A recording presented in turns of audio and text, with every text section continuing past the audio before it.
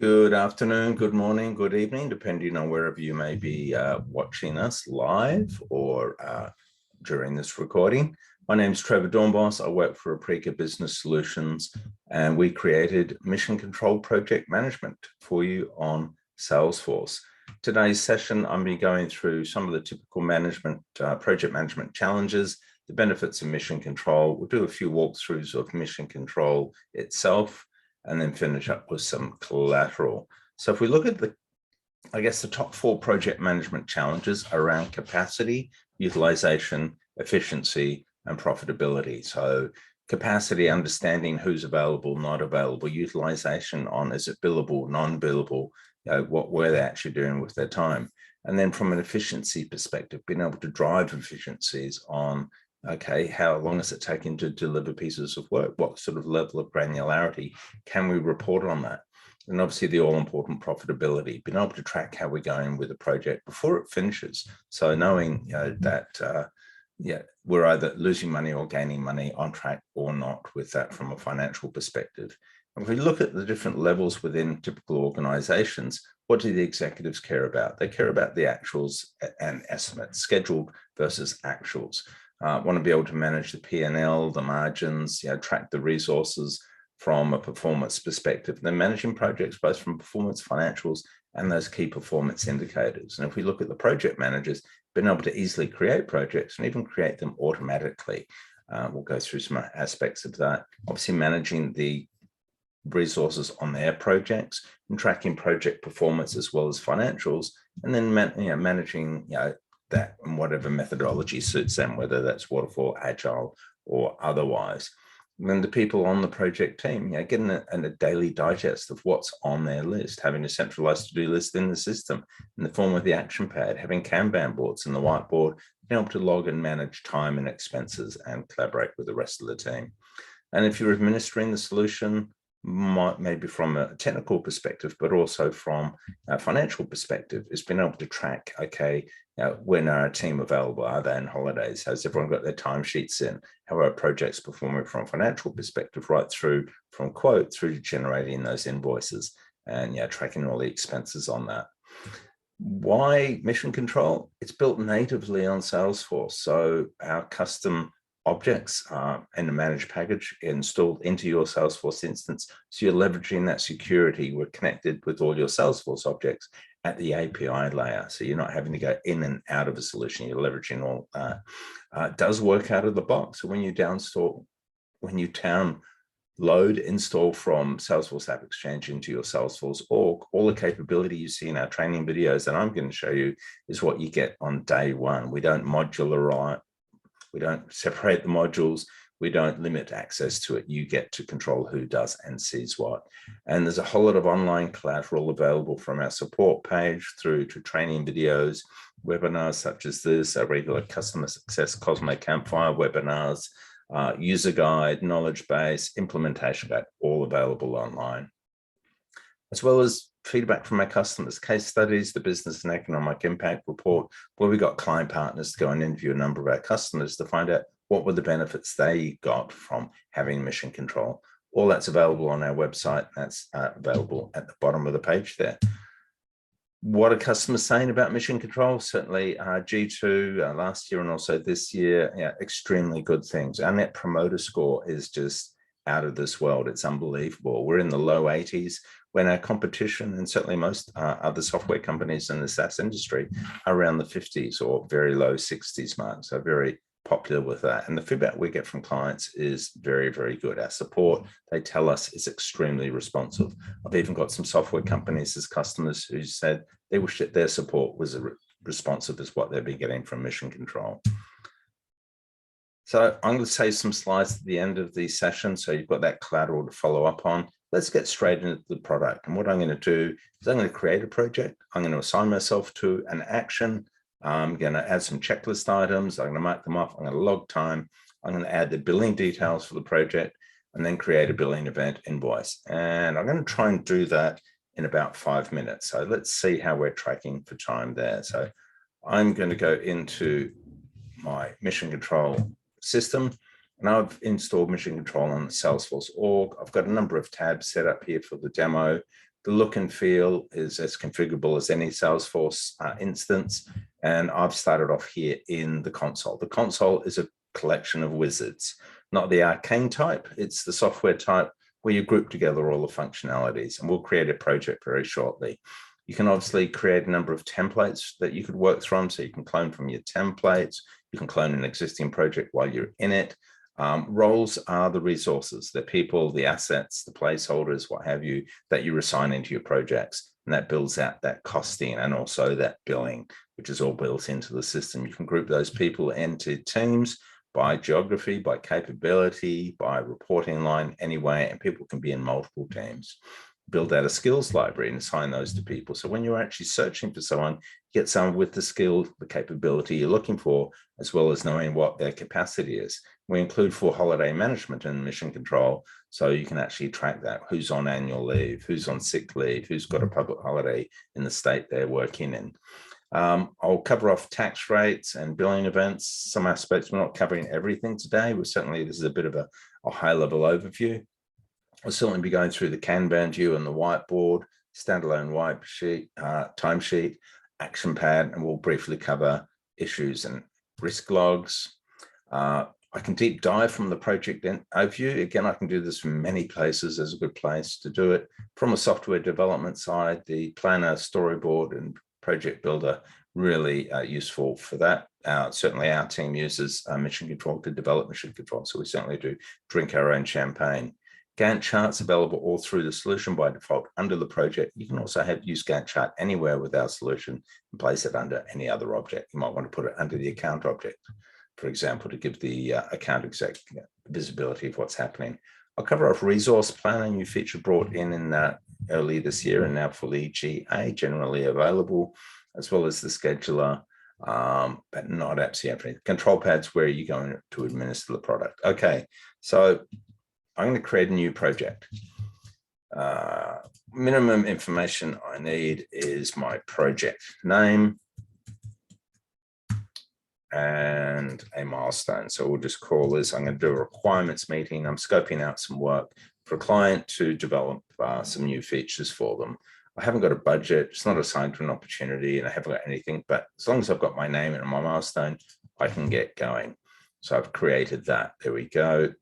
And the view I've got is configured the way that I like it. I've got every tab open and switched on. You don't have to have that. Various people, you can switch off what you don't need.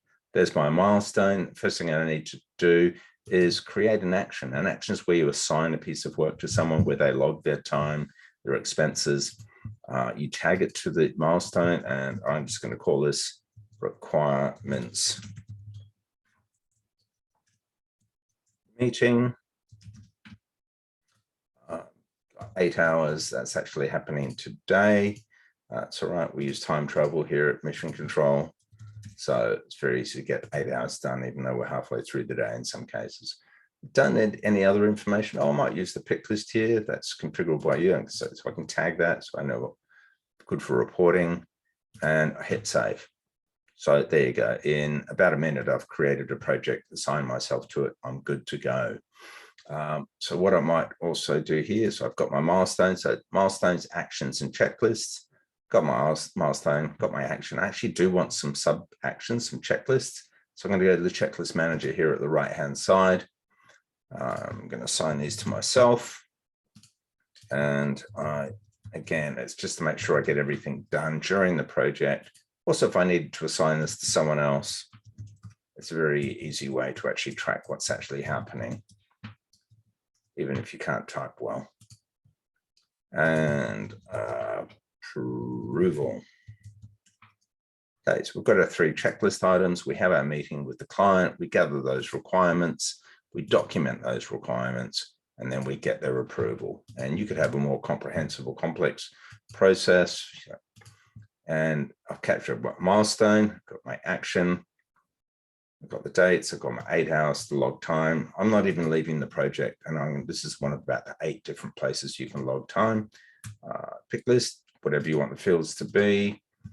I'm just going to type in requirements session.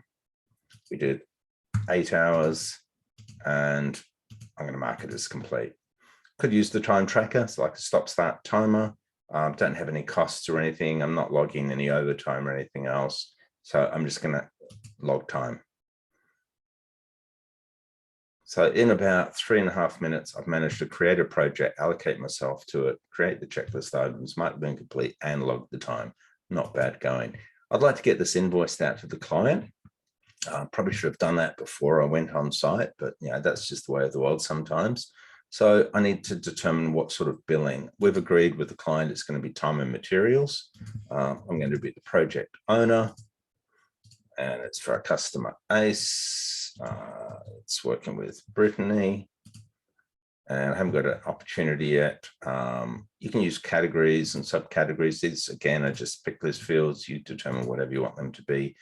And the project settings is where you choose the billing type. So it could be fixed price and expenses, could be deposit, like for a retainer, or you could control that right down at the milestone level. I'm going to go time and materials for this option. If I was using the standard rate, I can just type in what I want the rate to be. I could have a skill-based rate whereby, depending on what skills being used, let's say development, architecture, training, what have you, has a different charge rate. Do that. I'm going to use the role-based rate. So that's going to come from the person who's delivering. And we'll put role-based there as well. I'm not going to have any overtime. We can give a color for the Kanban boards. Don't care about any of these features. I'm not going to have purchase order. We're going to have Australian goods and services tax. And we're going to do the billing manually. And payment terms is going to be 7 days, and I don't have much information. Oh, and I want to include any time logs and non-billable time logs on that invoice as well.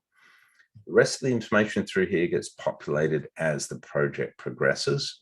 Obviously, if you've got expenses, you can do those and you can apply a markup for managing those expenses. Of course, there's a project performance that's getting managed, any status reports we want to share out, right down to the Gantt chart we want to share, and the project notes. So I'm just going to force financials recalculation to capture all that information.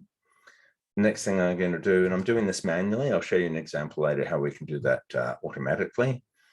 So I can see I've got $2,000 sitting there from my timesheets available to bill.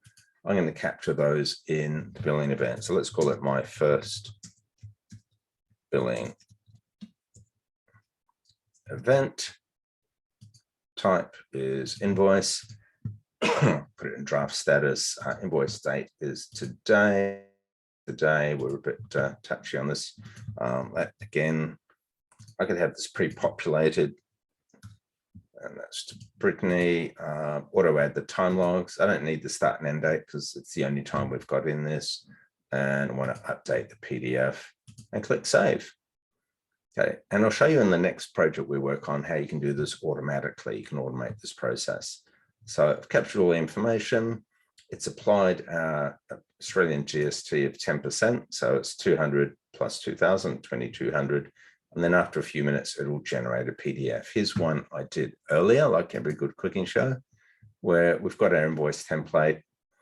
So we've got the requirement, that's the invoice amount, and then we've included the time logs there with the comments from that time log. If I go back into my project billing event, if we wanted to integrate that with our finance system, the billing event here is where you'd actually do that. So use whatever integration app you choose. Some great ones on App Exchange, and you could even specify the ledger code it goes to when it goes to there, and then when it comes back and then gets marked as paid. Oops. So that's good to go. Let's assume that all processes happened in the back. We get the go ahead from the customer and they say, yes, we'd like to do the work. So, okay, so I've got all the documentation from my work and I want to create a quick sprint project. So what I'm going to do here is I'm going to add 3 milestones. We'll do one for backlog.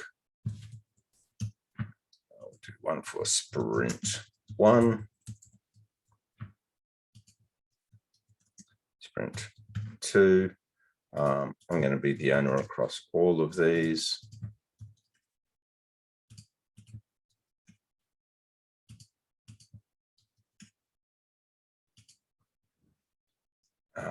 but haven't got the budget, don't care about the type. So deadline, I want the backlog to be all completed by Friday. I want sprint 1 to finish by the 25th, sprint 2 by there. And we'll just call these backlog N for the deadlines. Sprint 1 end, 2 end. If you've been using Mission Control, you're probably quite amazed that this even exists now, because the Create milestone page came in our September release, and it's been a godsend for many people, myself included. The milestone sort order, so that's going to ensure that respects the sort order when it goes into the Gantt chart in any parts of the product. We're not invoicing on completion. Haven't got any other notes. I'm just going to hit save. So great. We've got our 3 milestones. We've got backlog, sprint 1, sprint 2. And now I'm going to create the actions for my documentation. So I know I had about 5 key things I wanted to create. I'm going to leave one of those in backlog, so I'm not quite sure where it's going to go. I'm putting 2 of those into sprint 1, and I'm putting 2 of those into sprint 2. And we've got some great features that the clients asked for. Let's call it timesheet, meeting manager, resource planner, one more scheduler.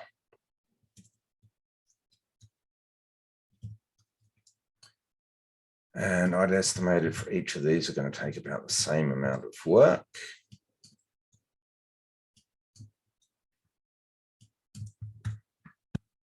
And when do I want them to start? So backlog's actually starting today and finishing on Friday.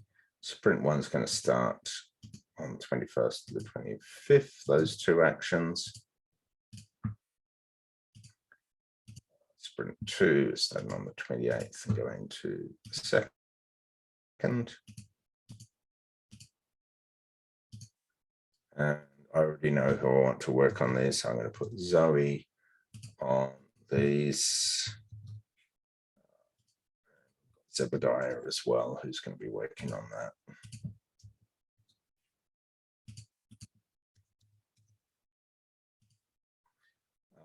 I've got the resource assignment wizard there, don't really need that. I'm not putting action types, dependencies, costs. A lot of extra fields we could use, but that's all I really need for now. So I'm just going to plug that in. So I've created my milestones. I've created the actions relating to them. I can see the actions under sprint 2, under sprint 1, under my backlog. And I can look at those in a couple of different views, exactly the same data. Gantt chart's been already created from us from the data that we fed in. So I can see, there we go, there's a Gantt.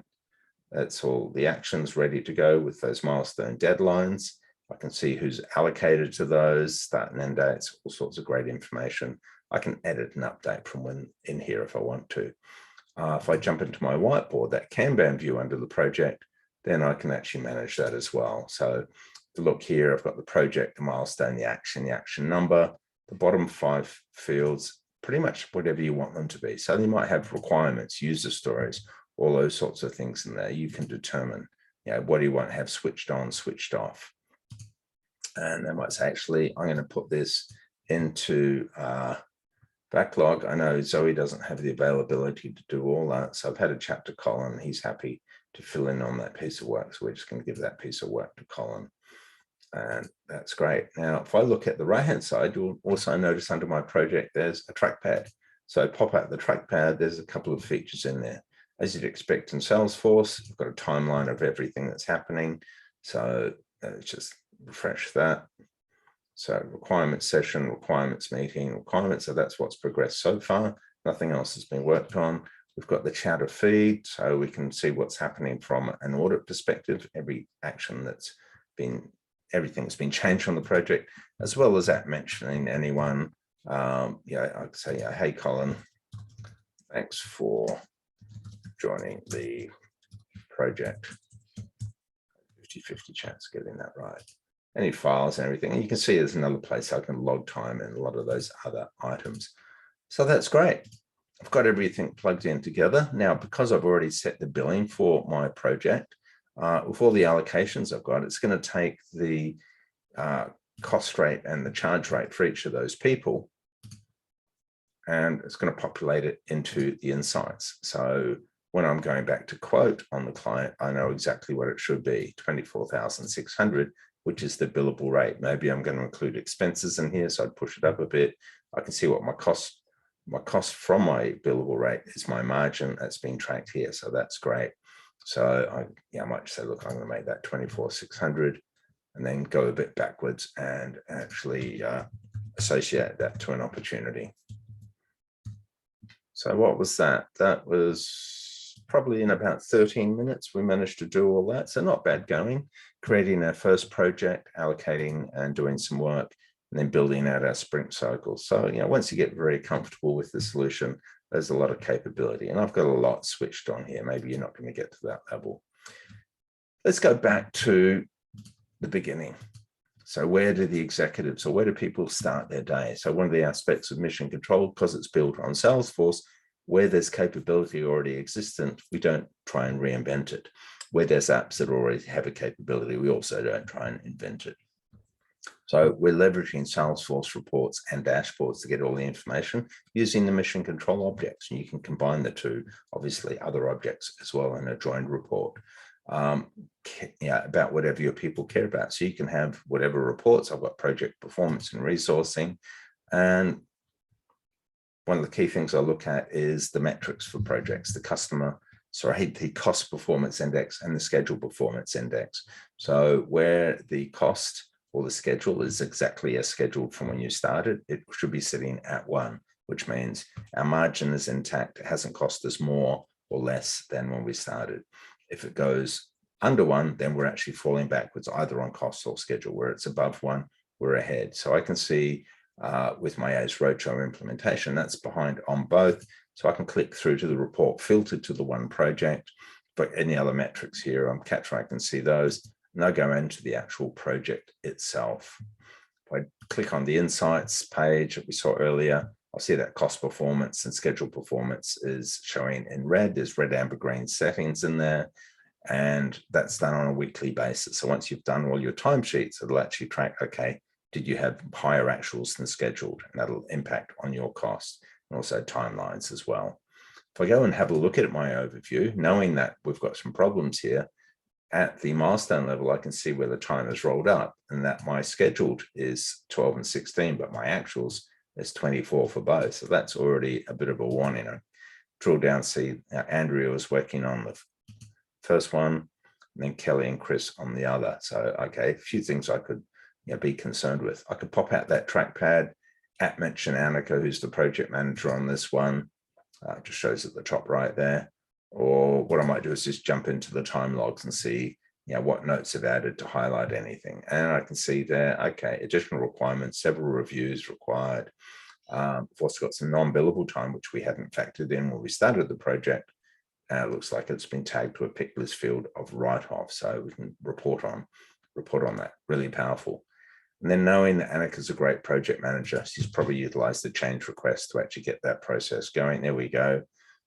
Increase scope for design, change amount of 1,600, and you could choose whether it's going to adjust the project budget, the opportunity amount, or both. Or if you add in a process from Salesforce to actually build that for you, put in your approvals and everything you need. So that's full cycle, just from that dashboard view, 1,000 foot, then digging really deep, really quickly. New feature that came in our earlier release this year and went GA, generally available in September, is the resource planner. We also have the scheduler. The resource planner is great for getting that forward-looking view on capacity. And what we've got also introduced is the concept of opportunity and project forecasts. So even before you create a project, you do it from the opportunity, or while you're working on a project, I've got an opportunity for more work. You can build out forecasts, and that'll probably be a separate session, but I can determine if I say, look, just show me the work that's already allocated. I see everything's looking pretty green and not too bad, but if I introduce the forecasts as well as the action allocations, I can see that we're hitting some thresholds here for Annika and Andrea. On the left-hand side, the blue is the actions that are assigned. The thin line of burnt orange is any holidays approved. And then I've got that forecast and a bit of white space. Capacity is the capacity of my team summarized here. If we flip across into the planner view, I've set that up for 6 weeks to take us up just before Christmas. And I've got the breakdown by individual. So if I have a look here at Andrea, it's like she says she's just over 102%. But the reality here is she's way over from next week right through to Christmas. Not a great way to end the year for anyone. If I pop that open, I can see, okay, what's billable, non-billable? Okay, she's got some training, I expect, for non-billable. She's also got some holiday, which is causing problems for this week. I can see the projects and where the hours are allocated. And there's the culprit there. We've got a forecast from Orange Tech Stack to do some web development.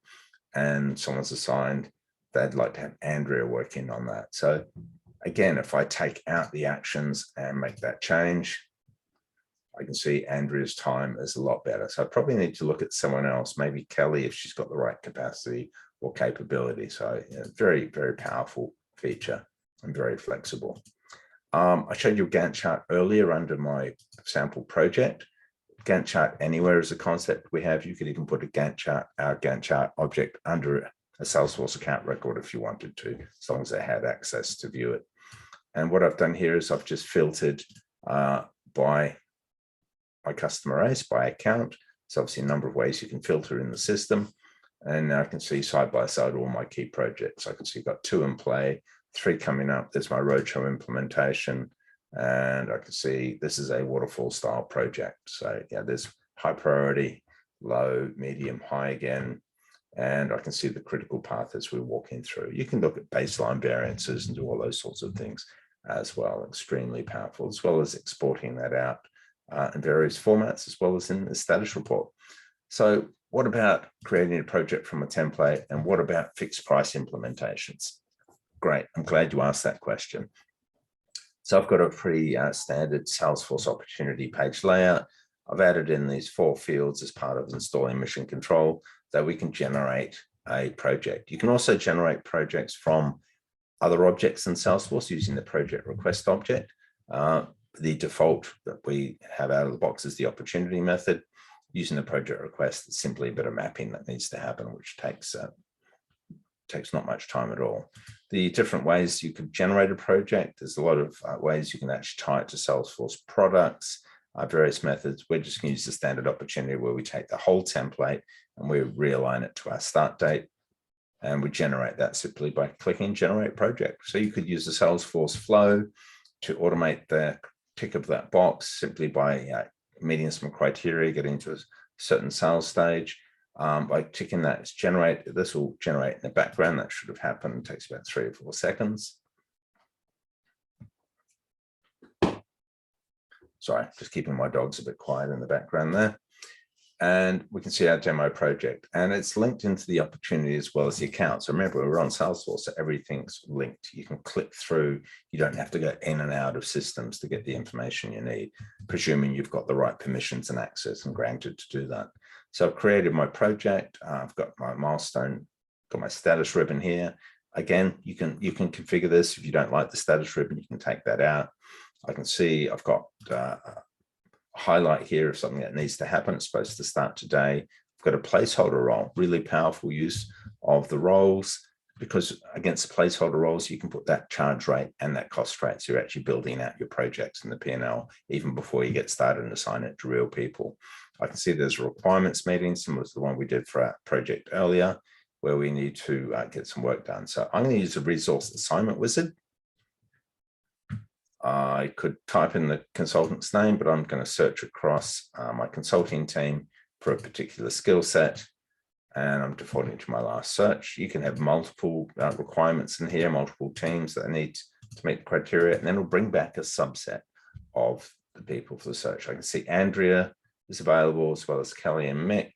Andrea is probably the one I'm going to go for. I can have multiple people working on actions. So I can add contributors in this case. We're just going to give that to Andrea. When that goes to Andrea, there's a couple of automations that happen. She get a notification when she's logged in. You'll see at the top right. And she could also get an action notification when that's assigned to her. all the information relating to maybe there's other people and notes on that. And also you can share a daily digest. So what she's got coming up for the day, anything new that's been added, anything waiting on other people, anything overdue, and if a manager, then any approvals. So the views that Andrea might choose would be that just simple pick list of what's left to do. In the action pad, you can see the number of actions, nothing overdue, all the hours remaining. And we've got a view here. I've just sorted it by start date. So we can see there's 8 hours scheduled, 8 hours remaining. It's going to start today, which is my day. And we can see there's 3 checklist items there. So pretending I'm Andrea, I can say I documented the requirements after I validated them with the client. The client approved it, and we're good to go.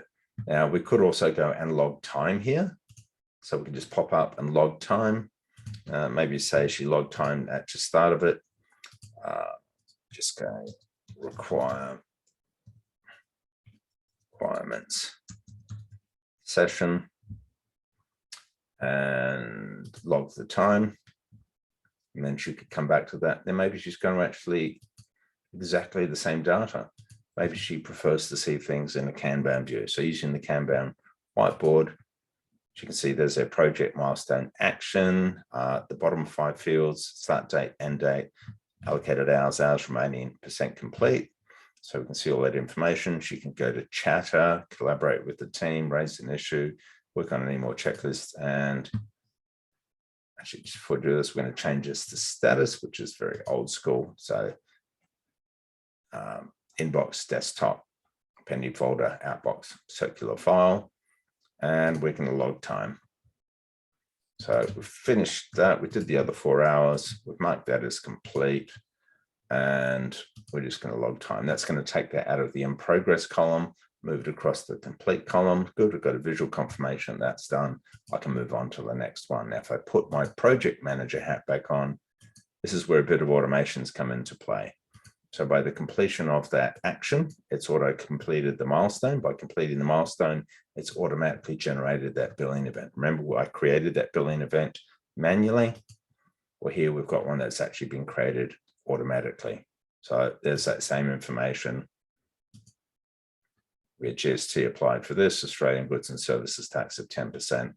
And hey presto, all that information's there. So let's pretend that we've got an automation in play, or our finance team actually come in here and do this. Date paid was today. Amount was 3,000 plus GST, direct deposit. And then the reason I'm showing you that is to show that full cycle. So we could, as the project manager, assuming you're giving this information, we can see the billing. So we can see the amount that was invoiced. We can see the amount that's paid. We can see the billing event. It's got all the information there. The same information is carried across into the insights. So we can see that completed billable value. We can see the invoice information. So it's giving you that 360-degree view from when you create the project through to when you generate the invoice. So big, powerful cycle. In the last 15 minutes, I wanted to cover off a few things. So we covered resource planner, but what if you need to reschedule work? So if I just hit refresh on my scheduler, in my scheduler view, I'm looking at this from the actions view. You can look at the overall projects, actions where people are doing the work. So we can see there, that's Andrea was allocated to that work here. I can see using holiday management, she's put in for annual leave that's been approved. Alice actually doesn't work Friday. She works a 4-day week. So they said as non-working days. So really, really powerful. And if I then go into the hours total view, then I should get a view of a heat map, if you like. So I've set a threshold is when people get to their allocation or over, then show it in red. And it's like, okay, Andrea's got a day off here on Thursday. It looks like she's got 16 hours allocated. So maybe I need to allocate that to someone else. So I can look at this. Oh.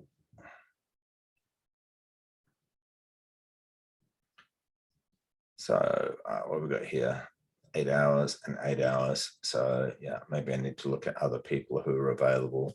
So I might just go Kerry Okay, I know Mick Fanning's a great person, so I could actually do that. Looks like Annika and Kelly are on the trusted advisor training, so I can reallocate that work to me. I could use filters and look for skill sets, all those sorts of things as well in the scheduler. So extremely powerful. And of course, I can view that by days, weeks, months. So very, very, very similar to the resource planner, but this is where you can actually do some of that rescheduling. The timesheet for those clients who just want a really simple standalone timesheet. So an example of that here, I'm looking at the timesheet for Andrea. Looks like she did a double day again. So she did her test project, her first project. All right, I actually logged time for Andrea there. That's sad. So I might need to reallocate that timesheet. Maybe she didn't really work that. But you can track where work's being allocated. Is there anything in gray there? Is what's come from the schedule, and then you can add any other actions where you're assigned to work as well. So if you need to add in extra lines where you're being asked to work on things, you can track it there. If you're on long projects where you're doing the same work and the same amount of hours each week, you can always clone last week's hours and then just tweak it to any comments, notes, etc. that you need. But extremely powerful. If you're using Outlook or Google Calendar integrated into Salesforce, you can bring that from that integration into Mission Control. I don't have anything in my version here, but certainly any events or anything that's showing in the calendar, you can see how that blends in with the other work, as well as login time against those if you want to log time from that perspective. In the last 5 or 10 minutes, I just wanted to do a bit more of a deep dive into that first project, that ACE Roadshow implementation. We had a look at the insights page, where we had all the information around cost performance, schedule performance, and all the financials and performance summary. We looked at the overview, of course, where we've got the work breakdown structure, our milestones, actions, and checklists. We went into detail a little when we created our other project. Action pads available, certainly under the project as well. I'm not sure why that's not populating. Under there, as well as that Kanban view, which I think we showed earlier, so you can get that there. Some of our construction customers ask for more detailed budget capabilities. So if you need to do very detailed budgets, you want to break it out, you've got several budget line items, you can build that out here under the managed budgets for materials, subcontractors, all those sorts of things can be very, very useful. Other aspects are the project retrospectives that came in late last year, I think. So at the end of key milestones and projects, you can get the team together and do a retrospective on, okay, how do we do things better, or keep repeating the stuff that's working well. There's a lot of other key information available in there. We tracked time logs, of course, very similarly, you can track expenses. So measure those expenses and how they're actually tracking to the budget on the project. And then also, of course, risks and issues. So any risks that you're managing that could be increasing. For example, we've got any risks here. That collaboration, again, you can chatter people around working on things such as that. You can promote a risk to an issue. And then on the issues, again, you can collaborate with people and your key stakeholders, resources on the project and external as well. You can share this in the status report, which I'll show you next. If you actually want your clients and partners to collaborate, you probably leverage something like Salesforce Experience Cloud. Obviously, there's licenses required from Salesforce and Mission Control, but then you can configure that to share what you want to from the client and get that, them collaborating on that real time. Other than that, there's many other aspects. The status report. So if I look at the status report here, I'll see I can share a summary page, maybe add a comment section and give the key aspects of the project. And you determine what level of detail you want to share with the client. So maybe the work breakdown structure, you may only show the milestones or also the actions if you want. They can see where that progress is. And a snapshot of the Gantt chart can be useful. And any of those issues, risks, and change requests like the one we saw earlier. Quickly cover off roles. So roles in Mission Control, again, they're your people like Andrea. They can be your placeholder roles, which help because everything has a billable hourly rate and a cost hourly rate. So when you're costing out a project, use the placeholder roles, then assign those to real people as you go through. You can also have equipment, so assets, things such as meeting rooms, projectors, bulldozers, forklifts, whatever it may be. So you can actually use those to schedule availability as well. For my roles, for example, we look at Andrea, we go into her role record.